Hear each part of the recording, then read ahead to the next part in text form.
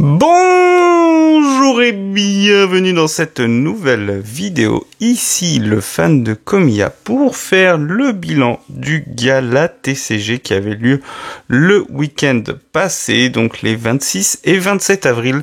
Et je n'y suis allé que le 26 avril, donc du coup le samedi, le premier jour. Et il y avait énormément de monde, et l'espace Champéret, c'est le lieu où avait lieu le gala TCG. Je n'avais pas compris, je n'avais pas réalisé que c'était plus petit que du coup le parc des expositions où le royaume TCG avait eu lieu, et du coup c'était très compliqué d'accéder au stand, même si c'était pas forcément ce pourquoi j'étais venu. Mais avant de vous expliquer du coup ce que j'ai pu faire au gala TCG et vous montrer quelques petits trucs assez sympas, n'hésitez pas à vous abonner ou à mettre un petit pouce sur cette vidéo, et on commence tout de suite avec le dépôt chez Collectora. Donc j'ai eu une dizaine de cartes que j'ai déposées, une quinzaine de cartes, au total 18. On aura le résultat dans une quarantaine de jours, et en cadeau du coup pendant le gala TCG ils offraient du coup je crois qu'ils les faisaient tous, toutes les AR 251 des starters. Donc du coup ils m'ont proposé le Herbizarre ou le Carapuce. J'ai préféré prendre le Carapuce. La particularité, c'est que la carte n'est pas vraiment notée, n'est pas gradée, elle est protégée seulement. Mais il y a la petite inscription ici du gala TCG, donc c'est assez sympa, ça fait un petit souvenir. Je sais pas combien ça vaut, ça doit pas valoir grand chose puisque c'est pas une carte qui est très très rare. Les starters en japonais, il y en a énormément, mais ça fait quand même plaisir de ramener un petit souvenir. Et du coup, on verra par la suite quelles sont les notes, en sachant que il va falloir attendre, il va falloir être patient. Il y avait quand même pas mal de monde, pas mal de dépôts, pas mal de personnes qui pré-gradaient les cartes aussi. Le service était fait sur place, mais il y avait quand même pas mal de délais, et du coup mais en tout cas j'ai été content de faire le dépôt. Et au niveau du prix, c'était 10 € la carte, donc du coup j'en ai eu pour 180 € pile poil. J'ai repris des sleeves New Asia, il y avait une offre. Bon, ça reste assez cher, mais c'est premium et c'est vrai qu'elles sont très très bien. Et du coup, je n'ai pas de problème avec ça. J'ai pris un classeur Volt X, mais là j'ai pas vraiment la place de vous le montrer. C'est celui qui fait 480 emplacements avec le zip, donc un très bel item pour ranger les cartes de Komiya. Donc je ferai le transfert prochainement, c'est pas urgent. Et du coup, on passera du coup à un classeur à peu près classique, à un classeur un peu plus premium, pas tant au niveau du rangement, parce que le rangement c'est à peu près la même chose que ce que j'avais avant. Mais en tout cas au niveau surtout de la fermeture, parce que là du coup on passera à un classeur avec zip et c'est beaucoup plus qualitatif.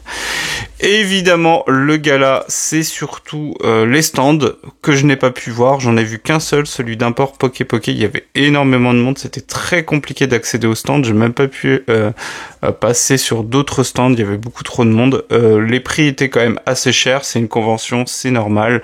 C'est pas très très grave pour moi, dans le sens où j'avais pas prévu d'acheter des cartes, parce que le budget en ce moment, je vous l'ai déjà expliqué, il est un peu short. J'ai repris quelques boosters dernièrement, notamment pour stocker un peu de EV8 en loose, parce que j'en avais pas beaucoup, et des EV1, mais on verra par la suite. Je referai peut-être une commande en mai, de le sceller peut-être sur des boosters, à voir. On verra. En tout cas, voilà. Le budget est pas extensible, vous le savez. Et donc, du coup, faut revoir les priorités. Mais ce qui est bien avec les échanges, alors il y a une seule carte que j'ai achetée parce que je la voulais absolument. Et la personne qui l'avait, parce que bon, j'ai pas fait le tour de toutes les personnes, il y a beaucoup trop de monde qui font des échanges, donc c'est très compliqué de tout trouver. Mais c'est vrai que l'offre est pléthorique, et si jamais vous voulez faire des échanges avec beaucoup de monde, si vous avez des recherches assez larges et que du coup vous n'êtes pas forcément sur des trucs très niches, que vous allez avoir beaucoup de mal à trouver en échange, notamment par exemple pour jouer, moi j'ai trouvé énormément de cartes qui m'intéressent, très facile à trouver. Du coup, vous avez l'embarras du choix. C'est sûr que au niveau du gala TCG, il n'y avait pas beaucoup de places assises. Ils avaient prévu peu de tables. Il y avait aussi les tables où on pouvait apprendre à jouer qui étaient un peu délaissées.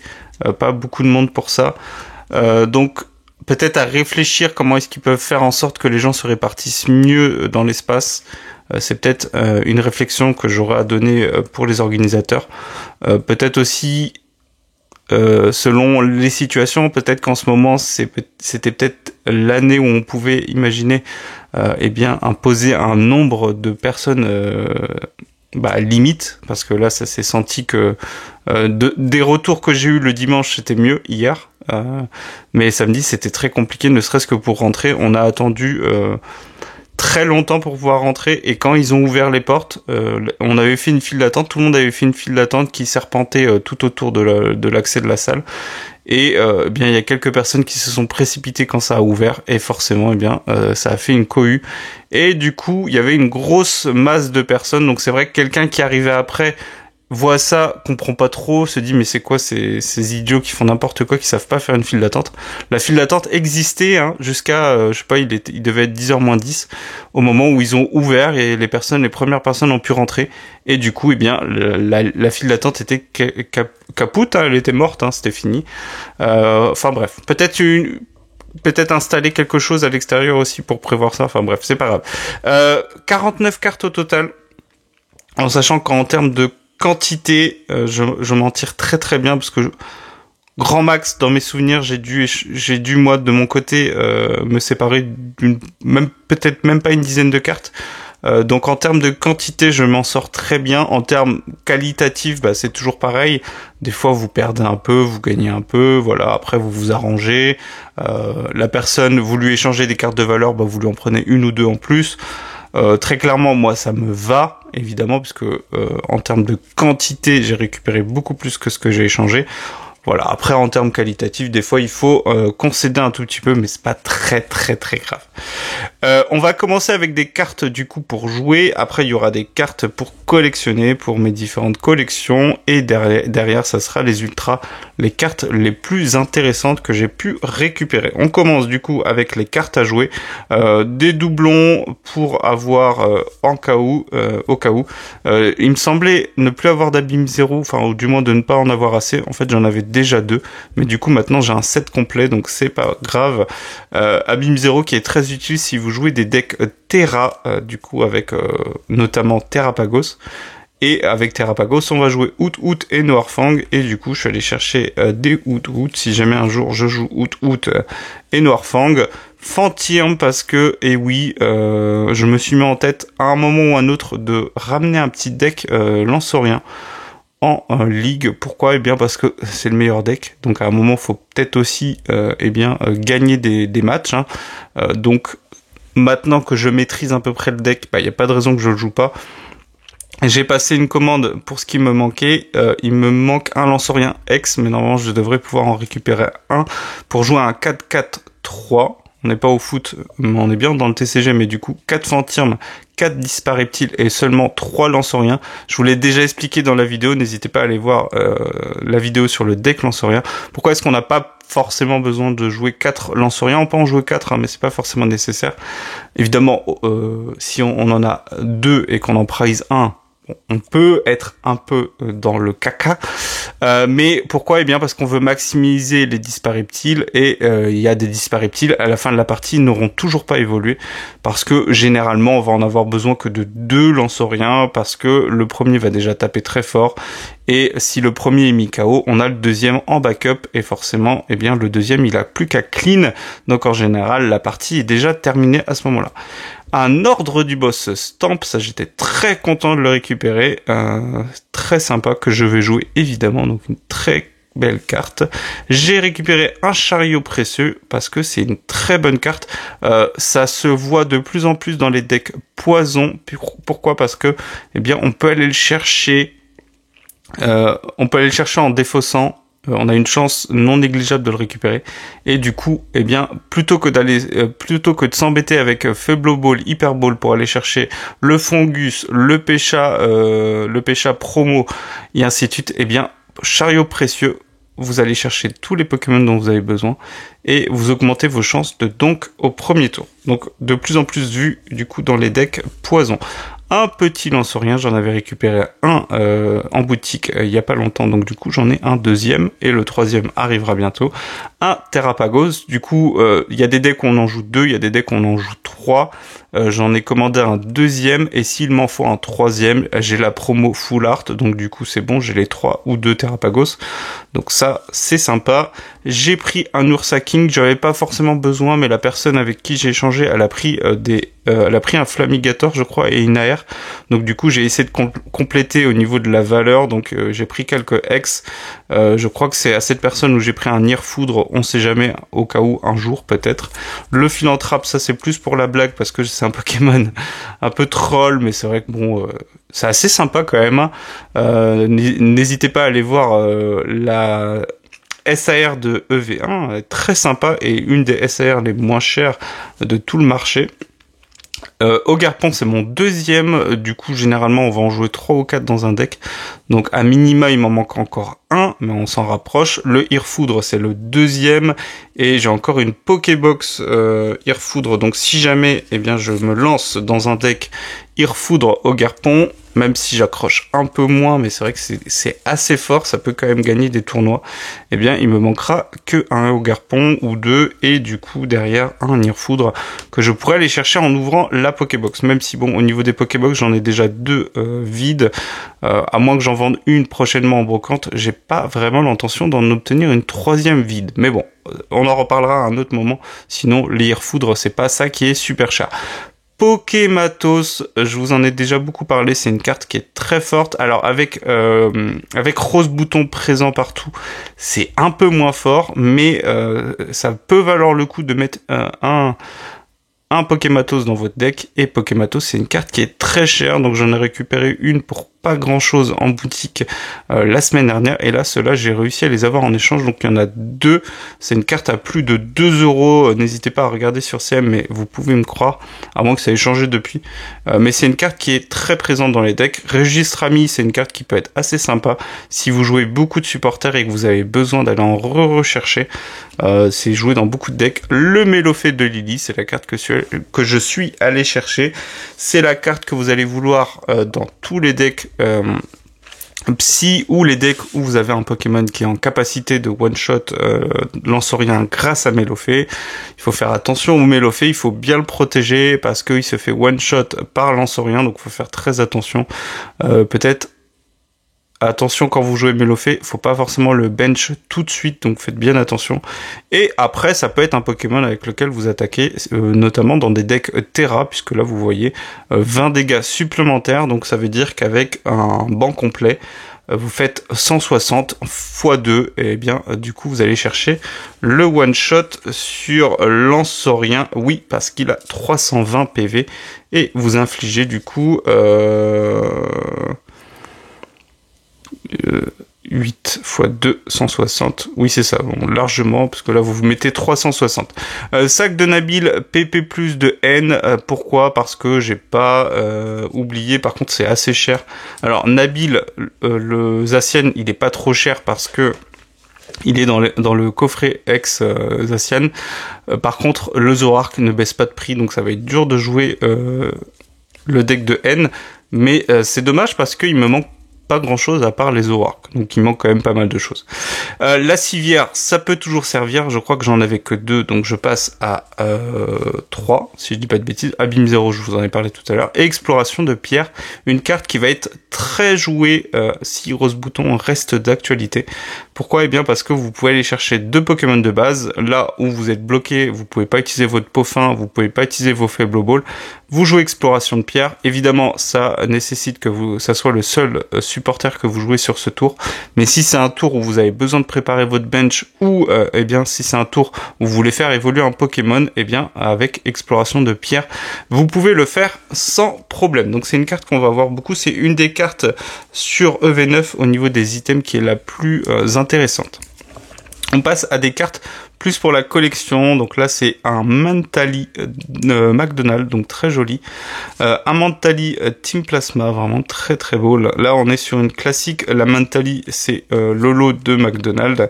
Un petit Evoli de deck, vous avez ici, je crois que c'est Suicune, donc là du coup c'est des cartes stamp. Non, en général c'est des cartes de série, mais du coup qui ont un stamp lié à un Pokémon, et c'est lié à des decks, c'est des mini decks je crois de 40 cartes si je dis pas de bêtises. Un d'Eden mais que j'avais déjà, je m'en suis rendu compte après, mais c'est pas très très grave. Evoli, donc là c'est pareil, c'est pour mon petit classeur de Evoli. Un d'Eden dans un état catastrophique, mais c'est pas grave, c'est pour le classeur. On est sur Génération. Et je vous en ai déjà un peu parlé, puisque en japonais c'est Pokéqueen, donc c'est une petite série avec pas mal de cartes. Là vous voyez, il y en a 32. Et celle que je vous ai déjà montrée, c'est le Gloopty, parce qu'il a été dessiné par Komiya. Celui-ci n'a pas été dessiné par Komiya, mais je collectionne d'Eden. Et du coup, c'est Gloopty, hein. Le Gloopty, je l'ai en français et en japonais. Et du coup, c'est pareil, il y a ces petits rubans sur la carte. C'est la même chose. On passe sur de la 4G, je crois que c'est Aube Majestueuse, du coup est-ce que c'est la 4G? Oui, c'est la 4G. Il faut vraiment que j'apprenne les séries. On est sur un Givrali Holo, assez sympa, très joli, donc là c'est pareil, c'est pour le classeur. Allez, pour la blague, on ressort le Mélofée que j'avais seulement en reverse, donc là du coup je l'ai en normal et je me suis fait plaisir. La personne avec qui j'ai échangé avait plusieurs cartes de Komiya. Donc là, c'est le Furéglon. Je crois qu'on est sur Rivo quelque chose. En tout cas, c'est de la Gen 5, si je dis pas de bêtises. Et du coup, en reverse, je ne l'avais pas en reverse. Donc là, je l'ai en reverse. Très joli l'effet reverse sur ces séries-là, avec des symboles. C'est très sympa. Le Lixie, je vous l'ai montré il y a pas longtemps. Je l'ai fait rentrer en classique. Là, je l'ai vu en reverse et c'est une illustration que j'aime bien. Donc là, c'est pour le classeur avec les Pokémon que j'aime bien, les illustrations que j'aime bien. Le Pachirisu, je crois que je l'avais pas encore celui-là. Donc un Pachirisu de plus pour la collection des Pachirisu. Le Evoli, très joli. Un autre Evoli, donc les Evoli il y en a beaucoup, je dis pas que je vais aller tous les chercher, mais voilà, quand je peux faire des échanges, j'ai en récupéré, pareil avec ce Voltali Reverse, très jolie carte. Le Lugia, celle-ci c'est un Cracked Ice au niveau du holographisme, vous voyez du coup, on peut dire mosaïque aussi, mais le terme utilisé en général par les collectionneurs, donc du coup c'est la glace cassée en anglais, donc Cracked Ice, donc très joli ce Lugia. Donc en rare, le Mélofée que j'ai pris en double, que j'avais déjà, très sympa. Je vous ai déjà parlé de cette illustration qui va de pair avec celle du Hypnomade. N'hésitez pas à aller voir la vidéo où j'en parle, je vous la mettrai peut-être en description. C'est une vidéo qui date un peu, je vais aller vous chercher ça. Et du coup avec le symbole de type fée, et celle-ci je l'ai déjà, donc du coup je l'ai en triple. Et je me suis dit que vu que ça fait partie des illustrations que j'aime le plus, pourquoi pas un jour faire grader les deux pour avoir un petit diorama assez sympa, puisque ce sont deux cartes qui se répondent. On commence avec un magnifique banger. Alors le prix, n'en tenez pas compte, hein. En fait, c'est la dernière illustration de Komiya. On est sur SV10, et oui, Rocket est sorti. C'est incroyable. Il y avait pas mal de monde qui ouvrait du Rocket. Donc là, je vois des gens ouvrir du Rocket. Et je suis parti quémander. C'est une commune, ça coûte rien du tout. Donc évidemment, ils me l'ont donné gentiment. Et moi, j'étais bien content de la récupérer tout de suite. Donc ça, c'est très sympa. Donc c'est la dernière carte. Et on attend EV10 pour aller la chercher en reverse et en classique, évidemment. On continue avec Libégon. Je sais plus si je l'avais en français, mais en tout cas, c'était une carte que je voulais dans ma collection. J'aime bien la ligne évolutive de Libégon, et donc là c'est Vibra Nymph. J'ai dit Libégon, bah excusez-moi, je me suis trompé.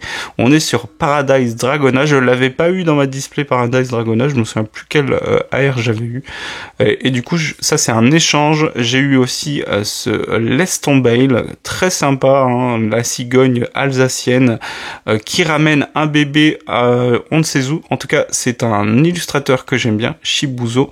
Je vous invite à aller voir, il y a des illustrations très sympas. Et en tout cas, c'est une carte qui est assez jolie. J'étais un peu passé à côté, du coup, je suis allé la chercher. On est sur Violette, donc du coup, c'est la série que j'ai déjà ouvert en quelques boosters loose. C'est la série où vous avez notamment le soporifique de Komiya. C'est une carte que j'aime bien avec du coup Maganon et les câbles. Maganon aka Mongolmar, évidemment, très belle illustration et qui va de pair avec une autre illustration que j'ai aussi. Et là on est sur Vestar Universe. Ensuite, le Sulfura de Galar, illustration magnifique de Shinji Kanda. En français, c'est une promo de Pokébox, je vous en ai déjà parlé. Les Pokébox Zénith Suprême, donc une très belle carte, et je suis très content parce que du coup, eh bien, je complète la trilogie, donc du coup, Elector de Galar, Articodin de Galar et Sulfura de Galar en japonais. Et je crois qu'en français, il me manque le Articodin. Mais en tout cas, en japonais, du coup, maintenant, j'ai les trois. Ensuite, un petit Cisaeux Full Art. Ça, c'était pour combler un échange. Mais c'est vrai que j'aime bien collectionner Cisaeux, même si normalement, je le fais en français. Voilà, bon, les Full Art de EV, c'est pas terrible, mais bon, Cisaeux, c'est un Pokémon que je collectionne, donc c'est sympa. Et on finit avec les 3 pépites magnifiques que j'ai enfin dans la collection. Il m'en manque très peu à aller chercher, celles que je voulais sur SV8A, donc les SAR non évolution. Donc je vous ai déjà montré les Ogarpon, j'ai une très belle page Ogarpon dans un classeur.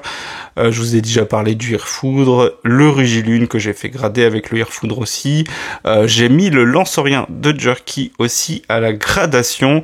Et du coup, il m'en manque encore quelques-unes, dont le Péchaminus, mais le Péchaminus, ça doit être l'une des moins chères, donc c'est pas très grave. On commence du coup avec le Garde de Fer. Ah oui, j'ai le Pomme de Fer aussi, que je trouve très beau. On enchaîne avec le Terrapagos. C'est vrai que la carte est un peu confuse, mais si vous avez joué au jeu, eh bien, vous savez que là, ça indique que Terrapagos vient de Terra cristallisé, je vais y arriver. Et du coup, c'est sa forme Terrastal. Voilà, du coup, donc du Pokémon Terra Crystal stellaire. Donc du coup, une belle illustration, même s'il est un peu confuse. Et on finit avec le Ursaking. Très belle carte, donc le Ursaking Lune Vermeille, un peu inspiration affiche de cinéma, je vous en avais déjà un peu parlé, avec le ton des couleurs. Ça fait penser à quelques affiches de films. Donc ça sera tout. Donc il y a bien 49 cartes, c'est considérable. Je suis très content. Donc si je devais vous conseiller d'aller au Gala ou au Royaume TCG. Alors le Royaume TCG c'est plus grand, il y a plus de stands. Ça s'explique par le fait que le stand au Gala, évidemment, puisque le Gala date d'il y a un peu plus longtemps que le Royaume. Le Royaume n'a eu lieu qu'une seule fois. Donc le Gala joue un peu son prestige. Le prix d'entrée est plus cher pour les exposants. Donc forcément, il y a moins d'exposants. Il y a aussi moins de places. Donc forcément, il y a moins d'exposants quoi qu'il arrive.